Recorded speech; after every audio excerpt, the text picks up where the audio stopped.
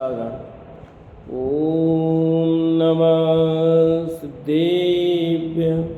ओम नमः सिद्धेभ्यः। ओम नमः सिद्धेभ्यः। ओम जय जय जय। नमोस्तु नमोस्तु नमोस्तु। नमो अर्यन्ताणं नमो सिद्धाणं नमो ऐरियाणं नमो वज्रायाणं नमो लोये सवसाणं।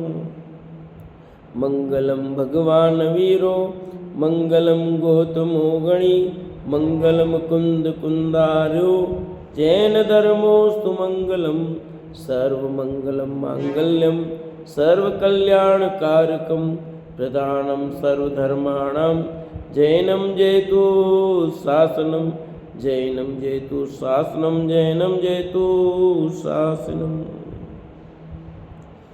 जम जस जमि देशे जैन विहाणेन जमि कालमि नादं जिनेन नियदं जम्मं वा मरणं वा तमतस्तमि देशे तेन विहाणेन तम्मि कालमि कोशक दिवारेदुं इंदुवात जिनिंदुवा एवं जो निश्चेदो जानदिधवाणि सवपजाय सो सदिट्ठि शुद्धो जो संकदिशो को दिट्ठी। बोले जिनवाणी मात की जय हो, बोले श्रुति मात की जय हो। सला का पुरुष पूर्वार्ध में अपने कथानक चल रही है। आदिनाथ के पूर्व भोगों की कहानी चल रही है। चक्रवर्ती वज्रदंत और पुत्र अमित तेज के मुनि हो जाने पर उसकी पत्नी लक्ष्मी मती और पुत्र वधु को ये चिंता हुई थी कि उनका पोता पुंडरीक इतने बड़े चक्रवर्ती साम्राज्य को नहीं संभाल सकेगा।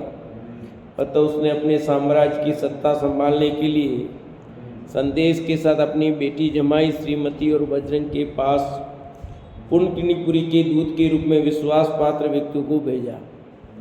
बजरंग कौन है? आदिनाथ भगवान का जी और श्रीमती राजा श्रेयांश का जी।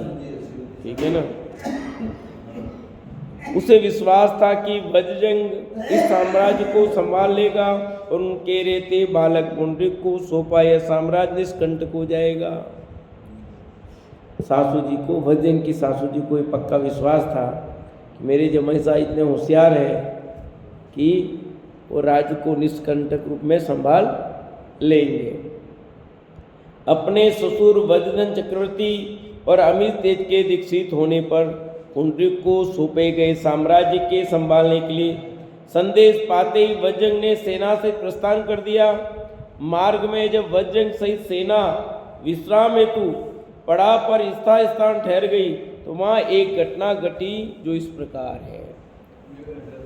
हाँ, अब घटना क्या घटती है वो अपन सुनने के लिए तैयार हैं। यहाँ तक अपन ने पढ़ा था। क्या घटना घटती है? आकाश मार्ग से गमन करने वाले श्री दमदर नामक मुनिराज सागर सेन मुनिराज के साथ वज्रंग के पड़ाव पर पहुंचे और उसी समय श्रीमती वहां भोजन की तैयारी कर रही थी। कौन मुनिराज पहुंचे? सागर सेन मुनिराज के साथ वज्रंग के पड़ाव पर पहुंचे और इधर भोजन की तैयारी हो रही है। संयोग से वन में ही मुनियों ने आहार लेने की प्रतिज्ञा की थी। मुनिराज की प्रतिज्ञा थी कि यदि जंगल में यार मिल जाएगा तो लेंगे, नहीं तो आहार नहीं लेंगे, उपवास रखेंगे। राजा वज्रंग ने उन्हें देखा। दोनों मुनिराजों को वज्रंग ने सहर्ष पड़गान किया। दो मुनिराज कौन थे? एक दमदर और एक सागर सेन। ये दोनों जो मुनिराज थे उनका उन्होंने पड़गान किया। पुण्यात्मा वज्रंग ने रानी श्रीमती के साथ बड़ी भक्ति से उन मुनियों को हाथ जोड़कर अर्घ दिया। किसने? श्रीमती ने और वज्रंग ने। फिर नमस्कार कर भोजनशाला में प्रवेश कराया। नवदा भक्ति हो रही है। उच्चासन दिया, चरणों का प्रक्षालन किया, पूजा की, नवदा भक्ति पूर्वक आहार दिया। किसको आहार दिया? दोनों मुनिराज का नाम दमदर और सागर से, ठीक है। और आहार किसने दिया? राजा श्रेयांश का, जीव पूर्व का श्रीमती और आदिनाथ का जीव वज्रंग। अब ये से घटना कहाँ आएगी देखना वापस। ये आहार दिया ना, ये आहार दान का फल कहाँ आएगा वापस? सेठ वापस आदिनाथ के समय। फलस्वरूप पंच आश्चर्य हुए। उस वन में सिंह, बंदर, सुकुर, नेवला जैसे पशु भी मुनिराज के आहारदान को देखकर हर्षित हुए। आहारदान की अनुमोदना की। वज्रजंग की कुंचकी को कहने से मालूम हुआ कि वे दमदर सागरसेन मुनिराज वज्रजंग के ही पुत्र थे। किसके पुत्र थे? आहार होने के बाद राजा वज्रजंग श्रीमती के साथ उन मुनिराजों के पास गए और विनय पूर्वक उन चारों पशुओं के पूर्व पूछे। किसके? तो सब बताया था उन्होंने। उनमें से दमदर मुनिराज ने उनके पूर्व कहे, हे राजन, ये सिंह आदि भविष्य में तुम्हारे पुत्र होकर मोक्ष प्राप्त करेंगे। हाँ, और भोग भूमि में उत्पन्न हुए साथ में। ये बात हो गई थी कि अपनी पूरी, ठीक है। हाँ, ये अपनी बात हो गई थी लास्ट में। अब ऋषभ देव का छठवां और पांचवा पूर्व भव की बात करते हैं, आर्य श्रीधर देव की। मेरु पर्वत की उत्तर दिशा में उत्तर कुरु भूमि है, जो अपनी शोभा से स्वर्ग की शोभा को भी फीका करती है। क्या कहा? मेरु पर्वत की उत्तर दिशा में उत्तर कुरु भोग भूमि है। कितनी भोग भूमि है टोटल? 15। हाँ, जो अपनी शोभा से स्वर्ग की शोभा को भी फीका करती है। वहाँ कल्प वृक्षों से ही सब भोग सामग्री उपलब्ध होती है। भोग भूमि में सब कल्प वृक्ष हैं और उससे उनको नाम इसलिए भोग भूमि, क्योंकि भोगों की प्रचुरता वहाँ, और कुछ नहीं है। उत्तम पात्रों को दिए दान के फल में वह भोग भूमि उपलब्ध होती है। वहाँ के जीव चक्रवर्ती से वैदिक सुखी है। अब वो भोग भूमि उत्पन्न हो गए, दोनों और चारों वो। और भोग भूमि में तो भोगों के अलावा क्या है? और बताया ना, उत्तम पात्रों को दिए दान के फल में भोग भूमि उपलब्ध होती है। वहाँ के जीव चक्रवर्ती से भी अधिक सुखी हैं। वज्रजंग और श्रीमती आयु पूर्ण कर आदिनाथ के छठवें पूर्व के रूप में उत्तम पात्रदान के प्रभाव से ऐसी सुखद पुण्य भूमि में आर्य आर्या हुए। एक आर्य और एक आर्या, स्त्री और पुरुष। नेवला, सिंह, बंदर और सुकुर के जीव भी आहारदान की अनुमोदना के प्रभाव से वही दिव्य शरीर पाकर भद्र परिणामी मनुष्य हुए। मतिवर मंत्री, आनंद पुरोहित, धनमित्र सेठ और अकंपन सेनापति भी वज्रंग और श्रीमती की दुखद मृत्यु से संसार से विरक्त होकर मुनि हो गए और रत्नत्रय की आराधना करके देवलोक में प्रथम ग्रीवक में इंद्र हुए। देख लो इधर क्या हुआ। जब इनका स्वर्गवास हो गया, किसका? वज्रंग और श्रीमती का। तो इनके जो सेनापति थे, मतिवर मंत्री था, आनंद पुरोहित था और धनमित्र सेठ था और अकंपन सेनापति। चार, ये चार वो अलग है। ये चार जने ये ग्रीवक चले गए, अमिंद्र हो गए ग्रीवक में। भोग भूमि में आर्य दंपति के रूप में उत्पन्न हुए वज्रंग और श्रीमती के जीव एक बार कल्प वृक्षों की शोभा निहार रहे थे। इसी बीच आकाश मार्ग से जाते हुए सूर्य प्रभ देव का विमान देखकर उन दोनों को जातिस्मरण ज्ञान हो गया। सूर्य प्रभ देव का विमान जा रहा था, उसको देखा और जातिस्मरण ज्ञान हो गया। उसके द्वारा वे अपने पूर्व जानकर संसार के क्षणिक नाशवान और दुखद स्वरूप का विचार करने लगे। उसी समय वज्रंग के जीव आर्य ने आकाश मार्ग से आते हुए दो मुनियों को देखा। वे रिद्धारी मुनिराज भी उन आर्य दंपति पर अनुग्रह करके आकाश से नीचे उतरे। उन्हें सन्मुख आते देख आर्य तुरंत ही खड़े होकर विनयपूर्वक उनका सत्कार करने लगे। ये स्वाभाविक ही है कि पूर्व जन्म के संस्कार जीवों को हित कार्य में प्रेरित करते हैं। पूर्व के संस्कार प्रभावित तो करते ही हैं। दोनों मुनिवरों के समक्ष खड़े उन आर्य दंपति ने उन मुनिवरों के चरणों में भक्तिपूर्वक अर्घ्य चढ़ाकर उन्हें नमस्कार किया और विनय पूर्वक उन्हें उच्चासन पर विराजमान कर पूछा, हे प्रभु, आप हमारे परम हितैषी हैं। आपको देखते ही मेरे हृदय में सौहार्द भाव उमड़ रहा है।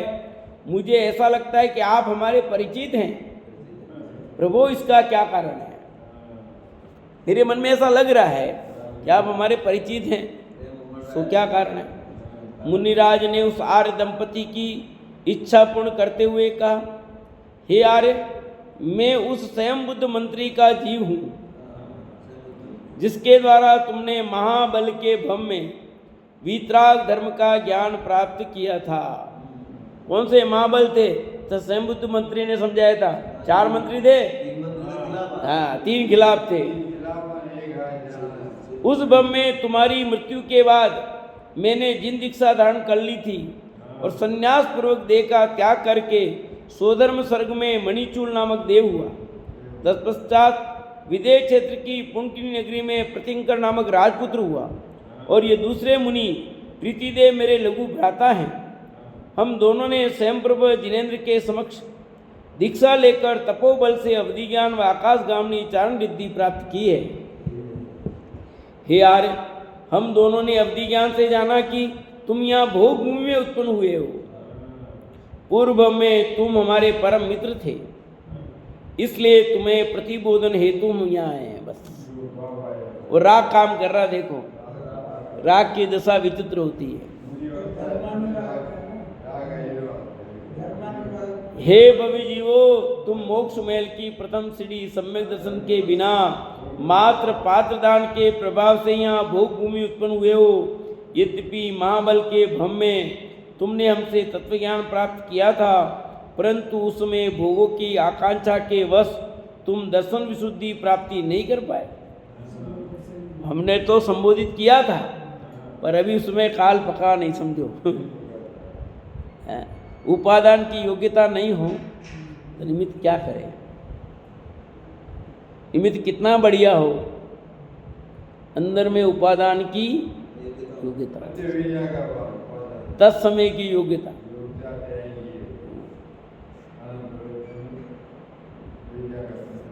इसलिए यार, तुम वस्तु स्वरूप को यथार्थ समझकर परमार्थ देव शास्त्र गुरु की और 7 तत्व की यथार्थ श्रद्धा करके सम्यक दर्शन प्राप्त करो।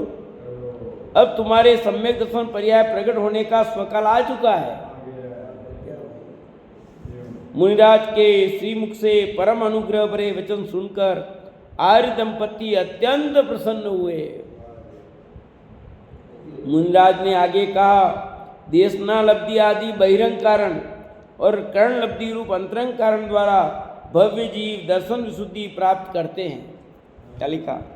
देशना लब्धि आदि बहिरंग कारण है और कर्ण लब्धि आदि रूप अंतरंग कारण द्वारा भव्य जीव दर्शन विशुद्धि प्राप्त करते हैं। सर्वज्ञ कथित 6 द्रव्य, 7 तत्व और लोक की अनादि निधन स्वतंत्र संचालित विश्व व्यवस्था समझना और इन पर श्रद्धान करना ही सम्यक दर्शन है।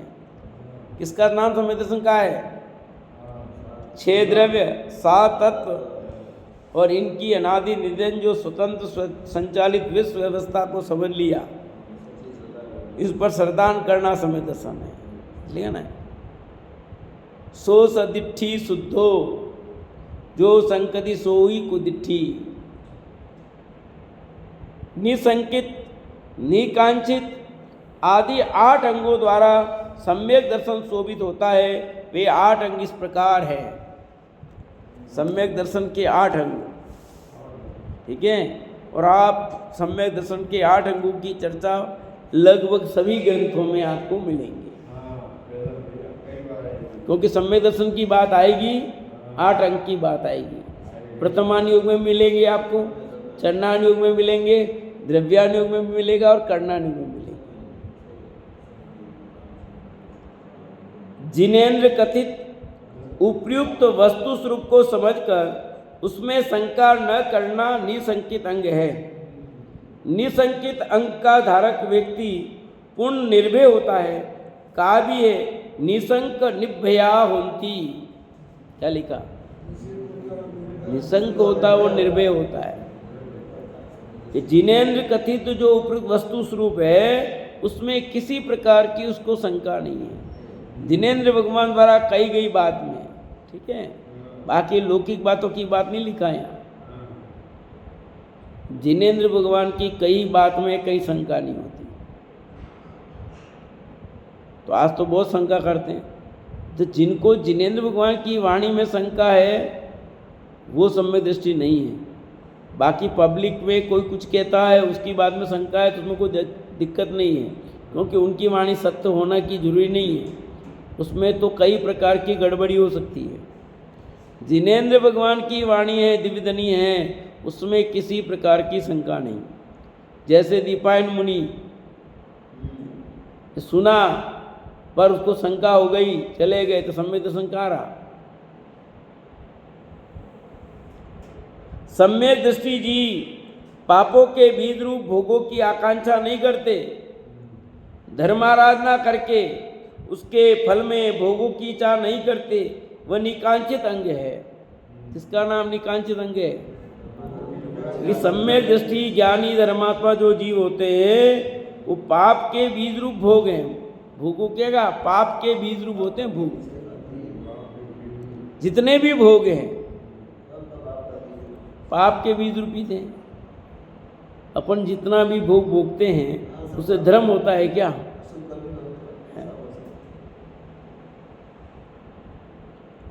भोगों की आकांक्षा नहीं करते। धर्म आराधना करके उसके फल में भोगों की इच्छा नहीं करते, और धर्म आराधना करके उसके फल में, यानी धर्म आराधना का फल भोग नहीं है। फल नहीं चाहते कि भगवान मैं ये कर रहा हूँ तो मेरा ये हो जाए, भगवान मैं ये कर रहा हूँ तो मेरा ये हो जाए, और सारी दुनिया यही कहती है। उसको लफड़ा यही है कि ये करते हो फिर कैसे हो रहा है। दुनिया के धर्म करते हुए तुम्हारे क्या हो रहा है, सारी दुनिया को ये, पर ये पता नहीं लग रहा है कि क्या होता है।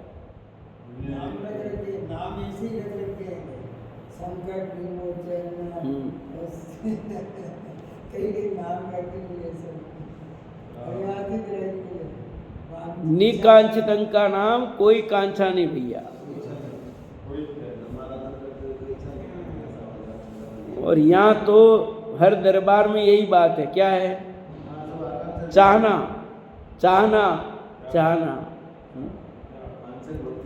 भगवान के दरबार में जाए और कुछ मनोकामना नहीं मांगे तो फिर क्या है? ये मनोकामनाएं जो है लौकिक, ये हमारे लिए बहुत दुख के कारण है। संसार का भाव क्यों नहीं हो रहा है? इसीलिए नहीं हो रहा है। हम धर्म करना भी किस लिए जाते हैं कि हमें अनुकूलता मिल जाए बाहर में, बस। अध्यात्म की परवाह नहीं, अतीन्द्रिय सुख की चाह नहीं, सिर्फ लौकिक सुख चाहता है बस। इसलिए धर्म का जो वास्तविक फल है वो मिल ही नहीं रहा है। वस्तु कोई भली बुरी नहीं होती, वस्तु कोई भली बुरी नहीं होती। अतः निर्विचिकित्सांगधारी ज्ञानी किसी भी पर पदार्थ में ग्लानि नहीं करते। पाप के उदय में दुखदायक संयोगों में उद्वेग रूप न होना तथा विष्टा आदि में ग्लानि न करना समकीति का निर्चिकित्सा अंग है। क्या कहा? वस्तु वास्तव में देखे तो कोई भली बुरी होती नहीं। जो वस्तु जैसी है वैसी है, होगी कि नहीं होगी? इसलिए निर्विचिकित्सांगधारी जो होते हैं वे किसी भी पर पदार्थ में ग्लानि नहीं करते हैं। ये दिख रहा, अरे यार ऐसा हो गया, अरे ऐसा हो गया, है ये ग्लानि नहीं करते। पाप के उदय में दुखदायक संयोग में उद्वेग रूप नहीं होते, विष्टा आदि में ग्लानि नहीं करते, क्योंकि सबका अपना अपना स्वभाव है। विष्टा का अपना स्वभाव है, मूत्र का अपना स्वभाव है, जो जैसे पदार्थ है उसका जो स्वभाव उस रूपित होंगे ना, ग्लानि करने योग्य कुछ नहीं है। पी मवाद जो होंगे वो पी मवाद रूप रहेंगे।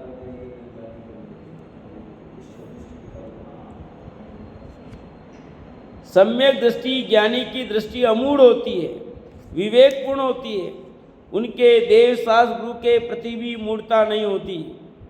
वे धर्माभास देवताभास में देव बुद्धि व धर्म बुद्धि नहीं करते। यह समकिति का अमूढ़ दृष्टि अंग है। क्या कहा? देव शास्त्र गुरु के प्रति भी मूढ़ता नहीं होती। जो देव नहीं है वो देव लगता है, धर्म नहीं है धर्म लगता है। धर्माभास देवाभास, किस किस को देव माना? देव तो होते हैं, देवी भी होती है। सच्चे देव सास गुरु की पूजा का तो लिखा, पर देवी का कहीं नहीं आया पूजा करने का। क्या आया है? पाप के उदय में क्या क्या करता जी? ये कहते हैं कि धर्माभास देवताभास में देव बुद्धि और धर्म बुद्धि नहीं करते। ये समकिति का अमूढ़ दृष्टि अंग है। देव मूर्ता नहीं, गुरु मूर्ता नहीं, धर्म मूर्ता नहीं। किस किस को देव माना है इसने? इसके सूर्य भी देवता, चंद्र देवता, 33 करोड़ देवता बनाए, अलग अलग बनाए हैं। जल देवता,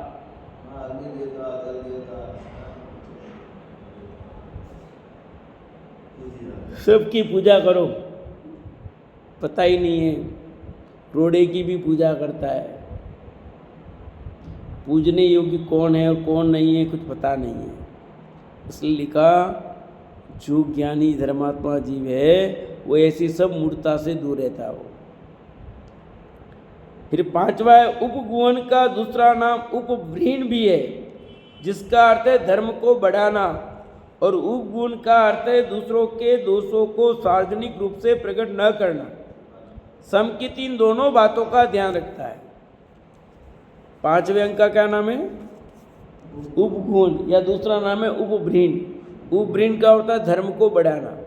तो ज्ञानी धर्मात्मा अपने धर्म को बढ़ाता है, और उपगुण कहते हैं ज्ञानी धर्मात्मा के दोषों को ढकना। वो तो ज्ञानी लोगों के कदाचित कोई दोष हो जाए तो आम पब्लिक में वो प्रसारित नहीं करता। उनको कह सकता है स्वयं, जिनके दोष है उनको स्थितिकरण कराएगा। उनको बताना गलत नहीं है, वो तो स्थितिकरण का कार्य हो जाएगा। पर दूसरों को उनके दोषों में जा करके ढिंढोरा नहीं पीटता वो। ये उपगुण है। स्थितिकरण अंग के धारक धर्म से भ्रष्ट होते जीवों को पुनः धर्म में विस्थापित करते हैं। काम क्रोध एवं लोभादि के वश हो धर्म से विचलित होते स्वयं को या दूसरों को विचलित नहीं होने देते।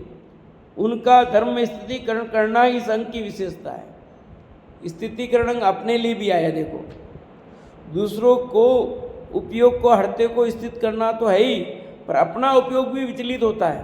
तो अपने आप को संबोधित करना, क्या अपने आप को संबोधित करना, क्योंकि उपयोग बहुत विचलित होता है अपना। अरे भाई, तू कहाँ जा रहा है? तू तो भगवान आत्मा है, चेतन स्वरूप भगवान आत्मा है। तू अपने उपयोग को कहाँ भटका रहा भैया? इन विषयों में क्या मिलेगा? इन भोगों में क्या मिलने वाला है? किसी को कुछ कहने में क्या मिलने वाला है? मेरा उपयोग अस्थिर हो रहा अच्छा नहीं है। मेरा उपयोग को अपने को स्थिर करना है। खुद चिंतन करके अपने उपयोग को स्वाध्याय में लगाए, अपने उपयोग को चिंतन मनन में लगाए। दूसरा तो करेगा तब करेगा, सबसे पहले अपने को स्थिति करनी पड़ती है। अपने मन में क्या चल रहा है वो अपन जानते, दूसरा क्या जाने। क्या मतलब साहब? बाहर में तो कोई करते तो अपन दिखेगा, पर मन में मेरे क्या चल रहा है मैं जानता हूँ, ये भगवान जानते हैं। मेरे मन में बहुत आकुलता व्याकुलता हो रही हो तो आपको क्या पता लगे? पर अभी मैं चिल्लाऊं तो आपको पता लगेगा। अब मैं चिल्ला नहीं रहा, शांत हूँ, पर अंदर में बहुत आकुल व्याकुल हो रहा हूँ। तो ऐसी स्थिति में कौन करेगा? स्वयं ही। भैया ये जीव तू क्यों आकुल व्याकुल हो रहा है? ये जो कुछ हुआ है पूर्व में तेरे ही कर्म परिणामों का फल है। अब तू सहज रूप से इसको धैर्य धारण कर और अपने उपयोग को अपने में लगाने का पुरुषार्थ कर, अपने आप को ऐसे संबोधित करके कि नहीं, मुझे अपने उपयोग को विचलित नहीं करना है। ये जो कुछ हुआ है देह आश्रित क्रिया है, देह में हुई है, मैं तो जानना हार हूँ उसमें, मैं तो जानना हार हूँ, वेदना को जान रहा हूँ, वेदना मुझ में ही हुई है, मुझे ही हो रही है, शरीर को नहीं होती वेदना, पर मैं वेदना का जाननहार हूँ, यही मैं हूँ। क्यों मैं आकुल व्याकुल हूँ? मेरा तो काम बढ़िया हो रहा है, निर्जरा हो रही, होने दो। दूसरों को भी स्थिति करे, देखो अपने परिणामों को स्थिर करो, ऐसे कार्य करना योग्य नहीं है। हो गया जो हो गया, सबसे होती गलती, कोई बात नहीं। अब उस गलती को लेकर के अंदर में बहुत आकुल व्याकुल मत हो। कोई गलती होगी, उस गलती को लेकर के वो अंदर बहुत टेंशन में होता है, परिणाम ऐसे हो जाते हैं कि आत्महत्या कर लूँ, तो उसको संबोधित करना बहुत जरूरी होता है कि नहीं, कोई बात नहीं, भूल आपसे हुई है, उस भूल को सुधारना भी तो अपना ही काम है। अब जो होनी थी वो हो गई, अब आर्त-रोध परिणाम करने से क्या होगा? बात तो ये है कि अपने भूल को सुधार लो, खत्म। अब भूल नहीं होनी चाहिए और अपने उपयोग को अपने में लगाओ, जानने पहचानने में लगाओ, धर्म कार्य में लगाओ, चिंतन में लगाओ। तो लोग क्या कहेंगे? लोग तो दुनिया कहेगी, उसके पीछे तो क्या करोगे तुम? लोग तो 50 बात करेंगे, अपने घर में नहीं घुसने देंगे, 50 चीज होगी, पर सबको अच्छा मानना, ये भी मेरे ही कर्म का फल है। जब तारीफ कर रहे थे तब भी ज़्यादा उछल पुल नहीं करनी थी, अभी निंदा हो रही है तो भी दिक्कत नहीं, दोनों में ठीक रहो भैया। तो अपने आप को स्थिति करे, दूसरों की भी करे, और बहुत जरूरी है ना। फिर है 7वां, गोवत्स जैसी निस्वार्थ प्रीति का नाम वात्सल्य अंग है। मोक्ष के कारणभूत रत्नत्रय में तथा हिंसा रहित जिन प्रणीत धर्म में तथा साधर्म्यों में ज्ञानी सदा वात्सल्य भाव रखते हैं। क्या लिखा? गोवत्स, गाय जैसा, गाय का बछड़े के प्रति जो स्नेह होता है वो निस्वार्थ प्रेम होता है, ऐसे एक साधर्मी को दूसरे साधर्मी के प्रति प्रेम होना चाहिए, और वो अपने को दिखता नहीं है। कोई स्वार्थ नहीं, बिना स्वार्थ के। अपन अपने बच्चे की सेवा करते स्वार्थ होता है, बच्चा अपने माता पिता की सेवा करता तो स्वार्थ होता है, इसलिए वो उदाहरण नहीं लिया। यहाँ गाय बछड़े का उदाहरण दिया कि गाय अपने बछड़े का सेवा करती है, उसमें उसको कोई चाह नहीं है, तो कौन सा बड़ा होगा, कौन सी सेवा करेगा वो है? और या तो इच्छा है बेटा सेवा करेगा, पहले हमने की बेटे की जन्म, तब ये बड़ा होगा तो ये करेगा, प्रत्युत्तर है ना सब। पर वहाँ गाय को बछड़े के प्रति कोई भाव नहीं। ऐसे एक साधर्मी को दूसरे साधर्मी के प्रति अत्यंत वात्सल्य भाव होना चाहिए, बिना चाह के उसका सब कार्य, तब है भावना। तो मोक्ष के कारणभूत रत्नत्रय में तथा हिंसा रहित जिन प्रणीत धर्म में तथा साधर्मियों में ज्ञानी सदा वात्सल्य भाव रखते हैं। क्या लिखा? मोक्ष के कारणभूत रत्नत्रय में, मोक्ष के कारणभूत रत्नत्रय में और हिंसा रहित जिन प्रणीत धर्म में और साधर्मियों में ज्ञानी सदा वात्सल्य भाव रखते हैं सहज रूप से। यहाँ तो क्या है, अपने अच्छा अपने पत्रिका नहीं दी, अपने भी नहीं देनी इनको, है इन्होंने अपने को नहीं दी तो अपने ही नहीं देनी। अरे भैया तुम किस भरोसे, कहाँ साधर्मी वात्सल्य है? उसने दी अपने देनी, उसने नहीं दी, ये सब तुम्हारा कोई वात्सल्य भाव नहीं है तुम्हारा, ये तो तुम्हारे लौकिक क्रिया हैं। समझ आएगी नहीं? उसने दी थी अपने दे दी, उसको तो बिना किसी चाह के, हाँ हमने खिलाया तो वो भी हमको खिलाए, तो तुमने ऐसी भावना भा दी तो फिर काहे का तुम्हारा प्रेम है? हैं?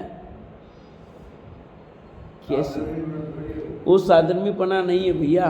तुम्हारा मेरा कोई रिश्ता है ही नहीं, आपने मुझे निमंत्रण दिया, ठीक है, पर आपस वही भाव, फिर इन्होंने दिया, बस अब की बार नहीं देंगे।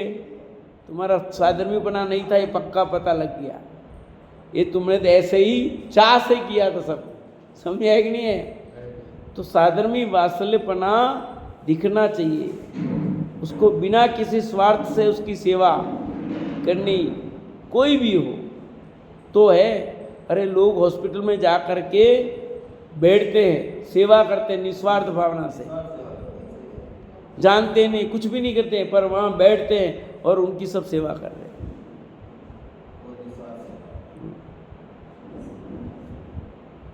आठवां, अपने आत्मा का तेज तो रत्नत्रय के प्रताप से प्रकट होता ही है, और जिन धर्म की प्रभावना दया दान तप जिन पूजा आदि द्वारा करना भी संघ की विशेषता है, जो ज्ञानी के जीवन में देखी जाती है।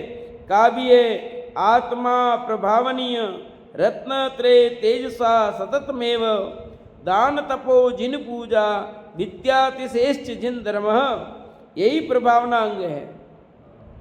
क्या लिखा है कि अपने आत्मा का तेज तो रत्नत्रय के प्रताप से प्रकट होता है। सम्यक दर्शन, सम्यक ज्ञान, सम्यक चारित्र से प्रभावना होती है, ठीक है कि नहीं? दो केले बांट दिए तो प्रभावना नहीं हो गई, एक संतरा दे दिया, दो पेड़े दे दिए, हाँ छाछ पिला दी, और अबक्स बबक्स जूस पिला दिया, जूस क्या वो तुम्हारी फ्रूटी व्रूटी दे दी, होगी प्रभावना? कैसी प्रभावना? ये प्रभावना कहते ये जिन धर्म की प्रभावना तो दया दान तप जिन पूजा आदि करना है। जिन पूजा, जिन धर्म की प्रभावना तो दया दान तप जिन पूजा, इससे है भैया। ये बात तो है ही नहीं। और क्या क्या कर रहे हैं अपन? अपने अंदर में बात क्या है? अपने प्रभावना के नाम पर अप्रभावना कर रहे हैं सचमुच हैं। भगवान महावीर के नाम पर ऐसे ऐसे कार्यक्रम करते, उससे प्रभावना हो रही है। हमसे बहुत क्या प्रभावना हो रही है? अब मैराथन दौड़ की क्या प्रभावना हुई? इसका भगवान महावीर से क्या संबंध है? अब मैराथन दौड़ से क्या लेना देना है? मेहंदी प्रतियोगिता से क्या होगा? और तुमने कुछ भी डांस कर दिए तो क्या होगा? नमोकार मंत्र पाठ का ही बहुत अच्छा है, परंतु ये सब दूसरे ऐसे पाठ रखो, स्वाध्याय रखो, अच्छे से विद्वानों को बुलाओ, उनको उस विषय में चर्चा कराओ, वो सब खत्म हो गया। पहले तो हर बार सायंकाल बहुत बड़ी सभा होती, विशिष्ट विद्वान को बुलाते थे। अब सब ऐसे ऐसे कार्यक्रम कर रहे हैं, 8 दिन 10 दिन करो, 4 दिन करो, 15 दिन करो, क्या फर्क पड़ता है? ये प्रभावना है। बड़े बड़े होर्डिंग भी लगा दोगे तो भी कुछ नहीं होना। तुम्हारे जीवन से, अपने जीवन से झलकना चाहिए कि हम प्रभावना करें कि प्रभावना करें।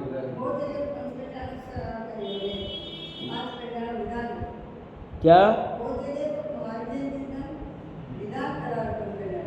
हाँ, प्रभावना करनी तो कैसे होती है भाई? हाँ? ये कह रहे हैं कि आप अपने आत्मा का रत्नत्रय की प्राप्ति है।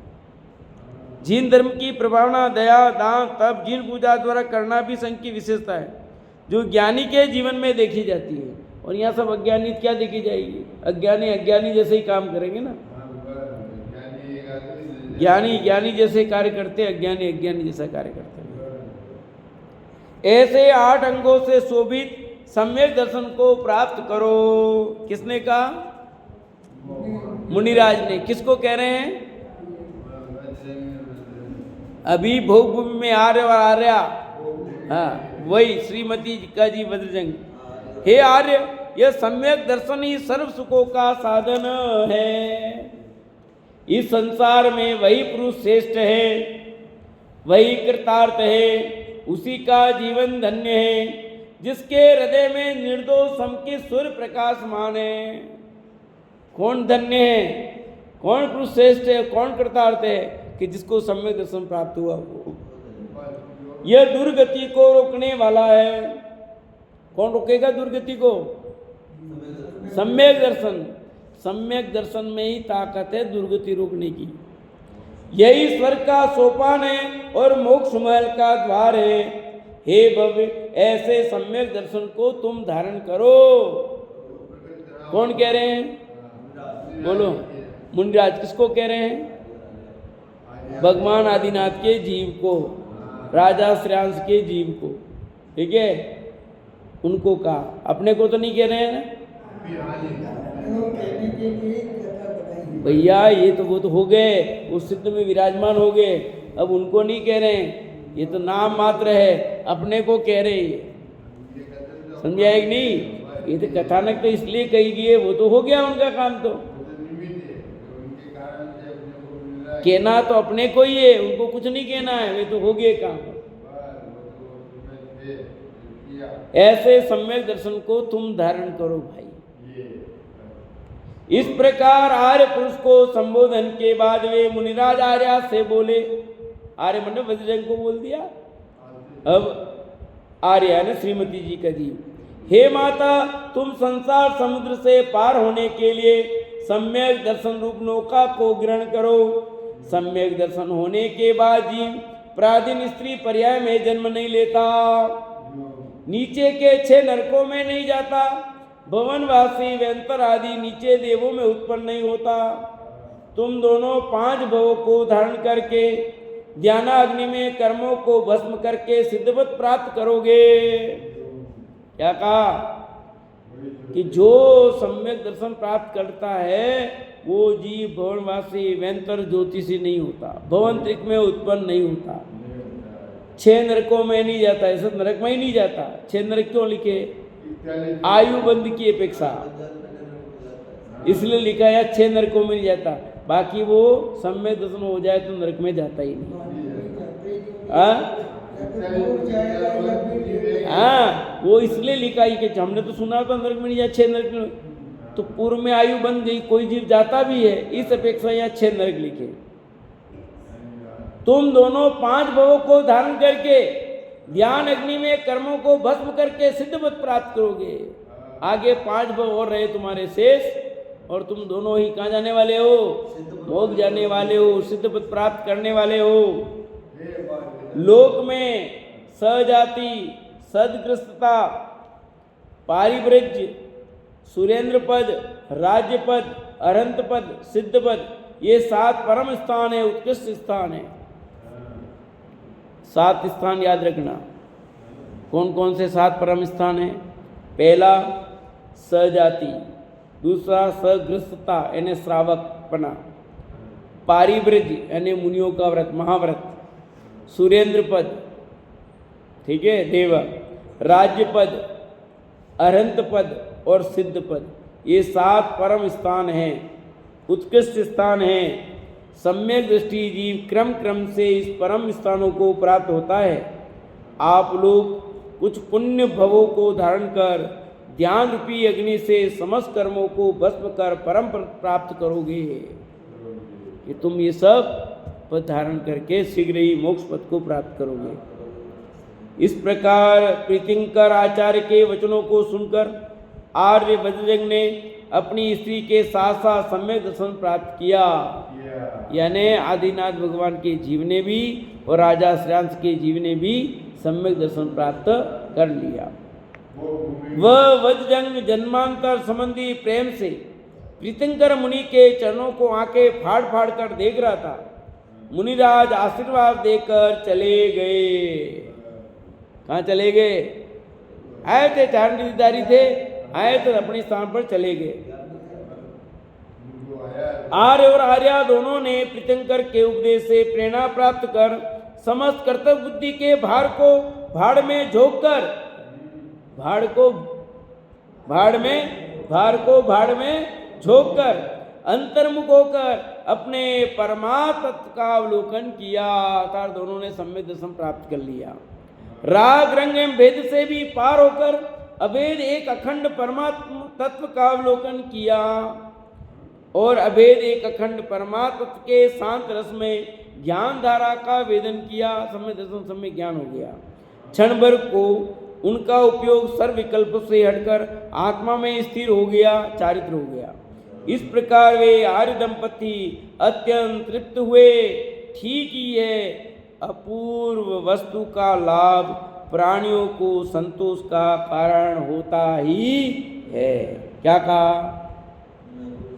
अपूर्व वस्तु का लाभ हो जाए किसी को तो प्राणियों को संतोष होता है कि नहीं होता है? तो उनको अपूर्व वस्तु क्या मिल गई? सम्यक दर्शन, सम्यक ज्ञान, सम्यक रत्नत्रय की प्राप्ति हो गई। ये अपूर्व चीज है तो किसी को प्रसन्नता न होगी, किसको आनंद न होगा। इस प्रकार उन्हें सम्यक दर्शन, सम्यक ज्ञान, सम्यक चरित्र की प्राप्ति हुई। आगे का कथानक क्या है वो कल लेंगे।